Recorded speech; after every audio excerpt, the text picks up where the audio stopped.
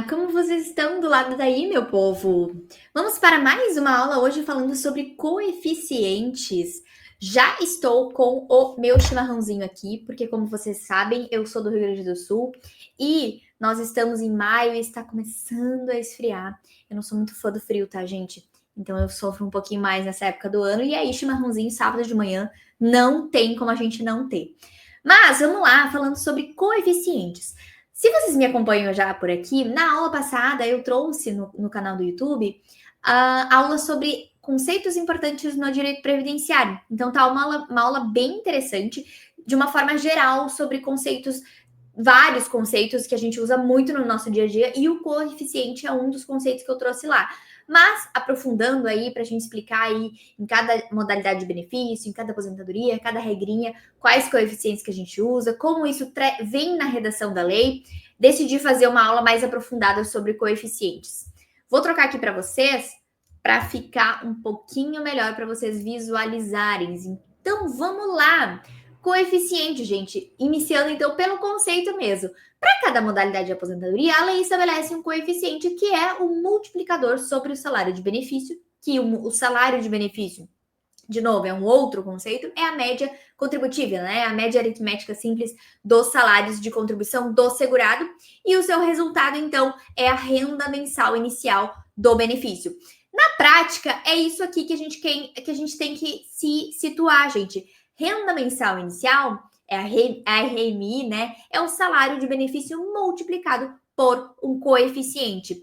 Então, gente, se a gente está falando de uma média, se a gente pega o salário de benefício corresponde à média de julho de 94 até a data de início do benefício, não necessariamente essa média vai ser a renda mensal inicial, que é aquele valor que o segurado vai efetivamente receber, porque existe a multiplicação por um coeficiente, e aí cada regra, cada benefício pode ter um coeficiente diferente. Algumas regras podem ter o mesmo coeficiente. Então, lá na IN, trazendo aqui para vocês, na IN 128, que é a Instrução Normativa do INSS, no artigo 219, traz a seguinte redação: para fins de cálculo do valor do benefício, deverá ser identificado o período básico do cálculo, que é o nosso PBC, que é o salário de benefício e a renda mensal inicial.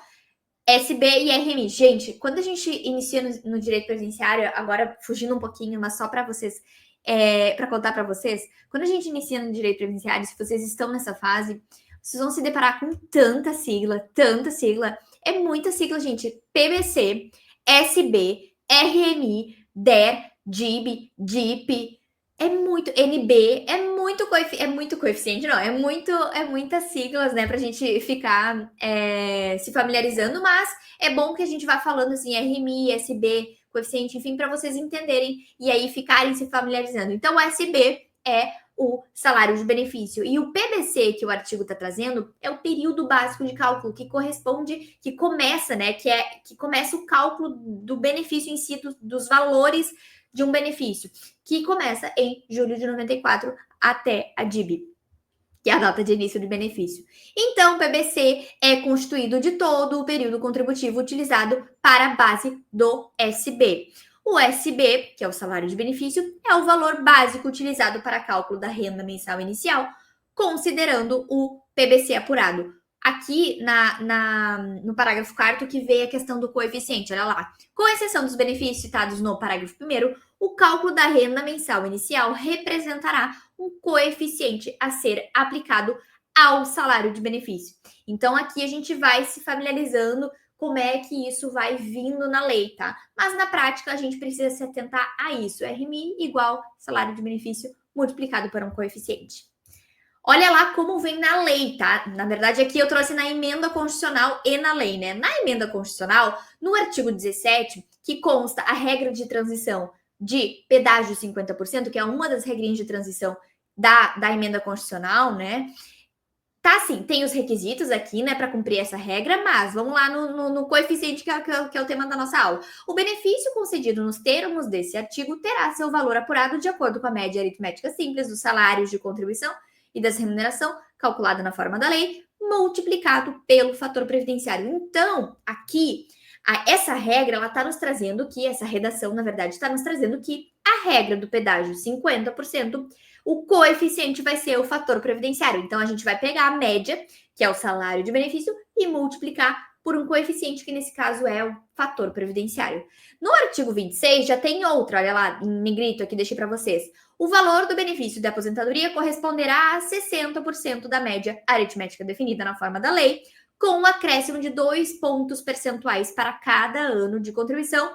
E aí ali traz a questão da regrinha 60% mais 2% a cada ano que superar 15 anos de contribuição no caso da mulher ou 20 anos de contribuição no caso do homem. Depois eu vou mostrar um exemplo mais prático, acho que vai ficar mais claro, tá, gente? Mas aqui eu quero mostrar para vocês como o coeficiente vem na redação, né, da emenda, da lei. Então, assim, vem nesse formato. Aqui tem outro coeficiente, ó. No parágrafo 3º. O valor do benefício de aposentadoria corresponderá a 100% da média aritmética. O valor de 100% é em uma das regras de transição também, na regra de pedágio 100%. O nome já dá uma diquinha ali, né? Mas é outro coeficiente. Então, pode ser que uma aposentadoria tenha um coeficiente de outra, mas pode ser que também tenha o mesmo coeficiente para vários tipos de aposentadoria, e depois eu vou explicar para vocês, fica mais claro.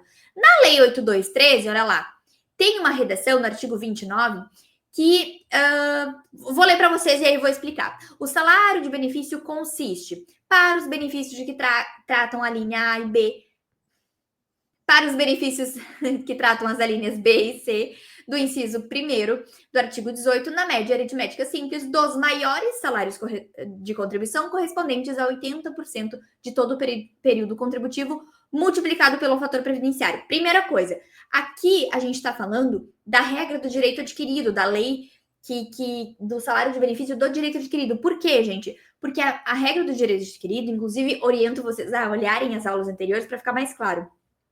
Correspondia, né? O salário de benefício correspondia a 80% das maiores contribuições.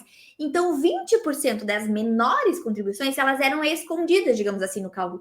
Então, isso era benéfico para o segurado, porque a gente sabe que quando a gente está falando em média, se o segurado tem salários altos e tem salários baixos, se a gente tiver todos os salários, essa média vai ficar, né? Vai ficar na média. Os salários baixos vão diminuir um pouquinho a média. Mas, nesse caso, correspondia a 80% das maiores contribuições. Então, 20% já eram escondidas do cálculo. Então, isso era muito benéfico.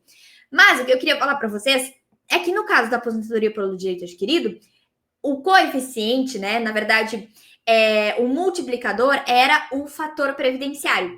Mas, se a gente olhar ali na lei, na redação da lei, no detalhe do detalhe, gente, aqui a lei está trazendo que o salário de benefício é junto com o fator previdenciário. Então, em tese, não é um coeficiente, vocês entendem?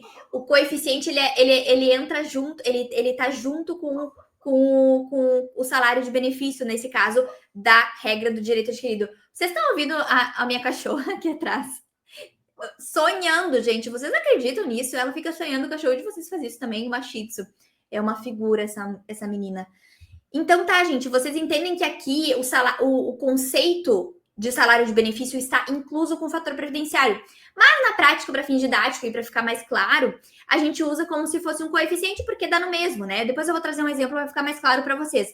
Esses tempos eu vi uma carta de concessão, em que foi esses tempos que ela se aposentou, mas ela tinha tanto tempo de contribuição que ela preencheu os direitos na regra de transição. Desculpa, na regra de direito adquirido antes da reforma. Mas porque não era tão vantajoso, ela esperou uma regra de transição aí mais vantajosa e se aposentou agora. Mas, como ela tinha direito adquirido, o INSS fez todo o cálculo. E aí apareceu, no cálculo do direito adquirido, apareceu a média multiplicado pelo fator previdenciário, que era o coeficiente ali da regra anterior, multiplicado por 100. Porque, em tese, se a gente for na redação, por isso que eu deixei aqui para vocês, o fator previdenciário está dentro do salário de benefício, tá? Mas, enfim, para ficar mais claro para vocês, o coeficiente, né, para fim didático, o coeficiente do direito adquirido é o fator previdenciário. O auxílio-doença, que é o nosso benefício por incapacidade temporária, olha lá, o auxílio-doença, inclusive decorrente de acidente de trabalho, consistirá numa renda mensal correspondente a 91% do salário de benefício. Então, o coeficiente do auxílio-doença, né, o benefício por incapacidade temporária, é 91%.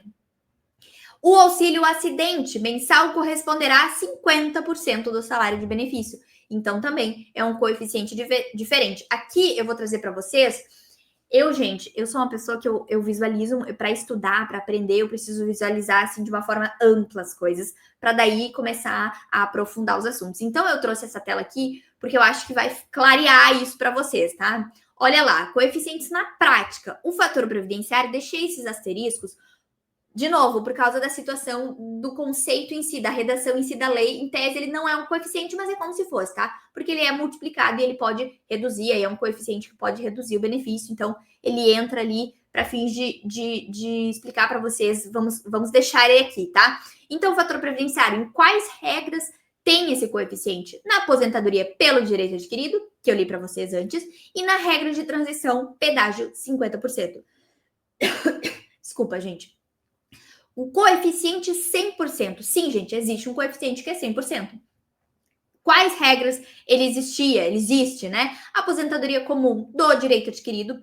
Essa é uma modalidade, gente, uma lei lá de 2015 que instituiu que se a pessoa alcançasse uma pontuação mínima específica, o homem X e a mulher outro X, ela poderia se aposentar sem aplicação do fator previdenciário, então com a aplicação de 100% da média. Então foram aposentadorias muito interessantes se o segurado conseguisse alcançar esses requisitos de pontos, e aí o multiplicador, né, o coeficiente seria 100% no direito adquirido, tá, gente? Na aposentadoria especial do direito adquirido, o coeficiente também era 100%. Era muito vantajoso, se vocês têm contato com o direito previdenciário, vocês vão ter ouvido falar que a aposentadoria especial, que é aquela aposentadoria em que os segurados comprovam exposição a agentes nocivos, ela era muito vantajosa justamente pelo coeficiente, ele era 100%. Então, vocês vão ver que o cálculo do fator previdenciário, ele muitas vezes ele é redutor, porque ele fica, né, é uma fórmula bem maluca que leva em conta o tempo de contribuição, a expectativa de vida, enfim. E aí ele pode, se ele ficar menor que 1, ele vai ser um coeficiente redutor. E no caso da especial, do direito adquirido pela pontuação, ficava em 100%, então era super interessante para quem conseguisse alcançar esses requisitos. Também é 100% na regra de transição, pedágio 100%, né? O nome já dá essa dica. E na aposentadoria por tempo da pessoa com deficiência também, o multiplicador da renda mensal inicial, ali para alcançar a renda mensal inicial, é 100%. Então é o coeficiente super interessante. O coeficiente 60% mais 2% a cada ano que ultrapassar 15 anos de contribuição, se a gente estiver falando de uma segurada mulher, e 20 anos de contribuição, se a gente estiver falando de um segurado homem, regra, né? Está nas regras de transição de pontos, transição idade mínima progressiva, regras de transição da aposentadoria por idade. Vocês vejam aqui, por isso que eu gosto de visualizar, que não necessariamente cada regrinha vai ter um coeficiente específico. Pode ser que um coeficiente ele abranja mais regras, né? Mais regras vão estar tendo este mesmo coeficiente. Então, aqui, na aposentadoria por idade programada, também é esse coeficiente 60% mais 2%. Na aposentadoria especial pós-reforma, na regra de transição e na nova aposentadoria especial, também é o 60% mais 2%. Então, vocês vejam que pode ser que, né, em muitos casos, esse coeficiente fica abaixo de 100%. Então, vejam na aposentadoria especial, por exemplo, na regra de direito adquirido, o coeficiente era 100%. Na nova, para quem não cumpriu os requisitos até 13 de 11 de 2019, o coeficiente já vai ser 60% mais 2%. Então, gente, aqui houve, nessa modalidade de aposentadoria, houve uma mudança muito grande. Então, nem sempre a gente avalia em planejamento isso, nem sempre a nova aposentadoria especial vai ser tão vantajosa. Então, a gente tem que ter. É importante que a gente saiba isso para que a gente saiba planejar o melhor benefício para os nossos clientes, né? Então, o benefício por incapacidade permanente também é esse 60% mais 2%.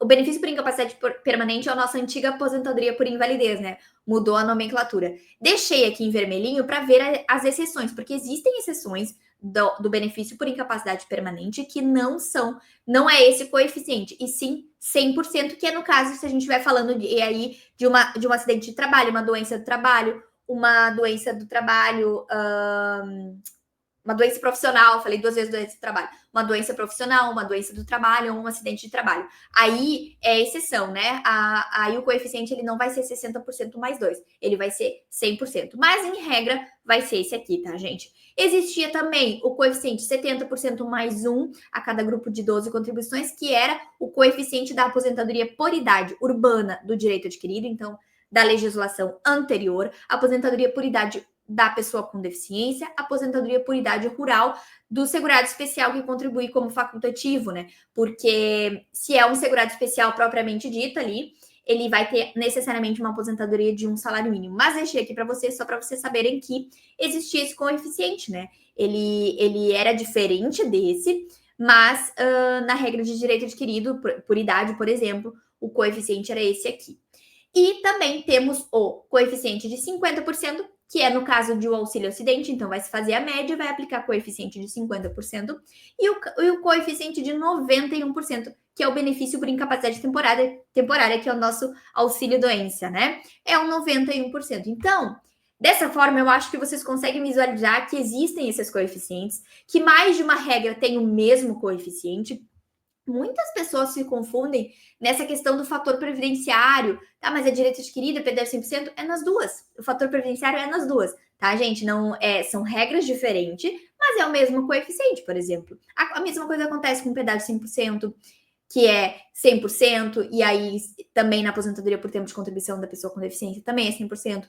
Essa aqui, várias regrinhas de transição, então a regra de transição de pontos, idade mínima progressiva, aposentadoria programada por idade, né, a nova aposentadoria por idade, tem o mesmo coeficiente, tá, gente? Então, acho que vai ficando claro para vocês, inclusive, depois, deixa aqui nos comentários se vocês quiserem que eu disponibilize esses slides para vocês, e para imprimir, daqui a pouco deixar na mesa de trabalho nossa. Eu aprendo muito assim. Não sei se vocês também é assim, mas eu gosto de visualizar isso dessa forma. Olha lá, trouxe então requisitos, assim, só para ficar claro, no direito adquirido, então, a renda mensal inicial da aposentadoria por tempo de contribuição era o SB, salário de benefício, multiplicado pelo fator previdenciário. No caso da aposentadoria também do direito adquirido, de pontos, que ali deixei a lei ali 13.183 de 2015, a RMI correspondia ao salário de benefício multiplicado por 100. Então, necessariamente, a renda mensal inicial seria a média do segurado. Nas regras de transição aqui da aposentadoria por tempo comum, que são as 4 regrinhas de transição, pedágio 50, pedágio 100, idade mínima progressiva e pontos, olha lá, visualizem isso. Pedágio 50% é o salário de benefício multiplicado pelo fator previdenciário. Pedágio 100% é o salário de benefício multiplicado por 100. Pontos é salário de benefício multiplicado por 60% mais 2% a cada ano que superar 15 anos de contribuição e 20 anos de contribuição. Esse aqui, gente, começa em 60%, vocês concordam? E aí, os 2% vai depender quanto a pessoa vai ter de tempo de contribuição. E aí vai se aumentando aí, pode ser 70%, 80%, 90% da média, tá? Mas começa em 60% e vai tendo esse aumento de 2% a cada ano. E a idade mínima, o mesmo coeficiente, salário de benefício multiplicado por 60% mais 2% a cada ano que superar 15 anos de contribuição, se a gente estiver falando de uma segurada mulher, ou 20 anos de contribuição, se a gente estiver falando de um segurado homem. Ficou claro para você, gente? Olha só como isso é aplicado numa carta de concessão. Essa é uma carta de concessão de uma aposentadoria por idade urbana. É um segurado homem, tá? Trouxe só um recorte, né? Mas olha só.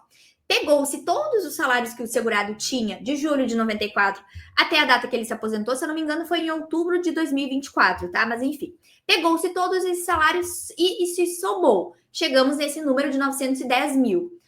Aqui, inclusive, a carta traz, né? Soma de todos os salários, exceto os descartados, porque aí a gente entra nessa questão de quando a gente está falando de uma lei, de uma regra pós-reforma, a emenda constitucional, na verdade, 103, ela mudou e antes, vocês lembram que correspondia a 80% das maiores contribuições?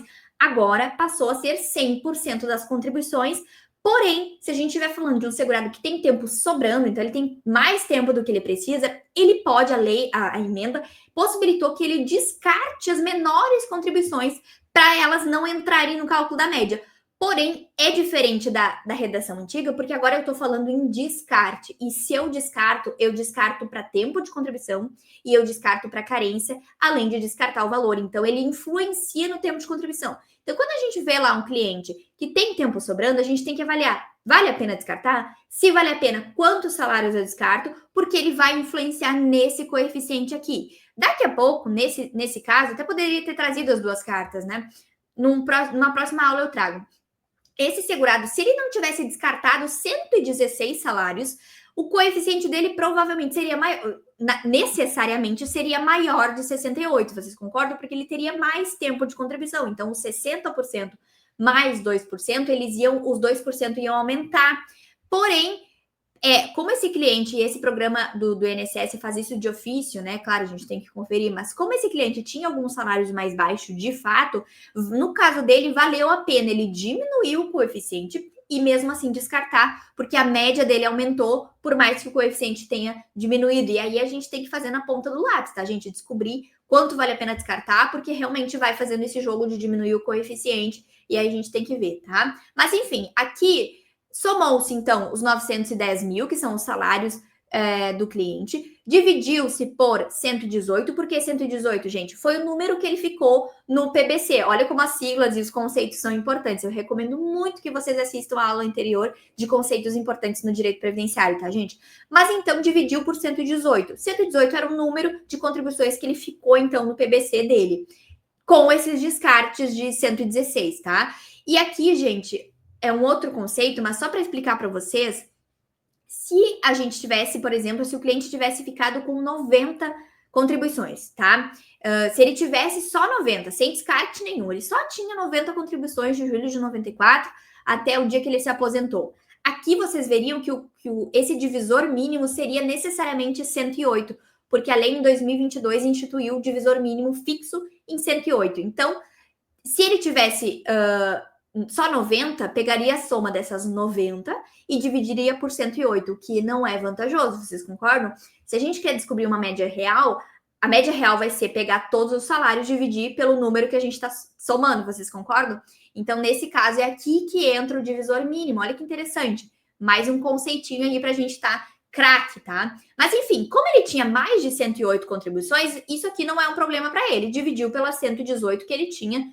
Ele tinha 118, dividiu por 118, não foi prejudicial, então nesse sentido, bem tranquilo. Chegou-se então no valor de 7.712,93. Essa é a média do salário de contribuição, é o salário de benefício. Multiplicado pelo coeficiente 68%, chegamos ao valor de 5.244,79, que é o valor do benefício, que é a nossa renda mensal inicial. Certo?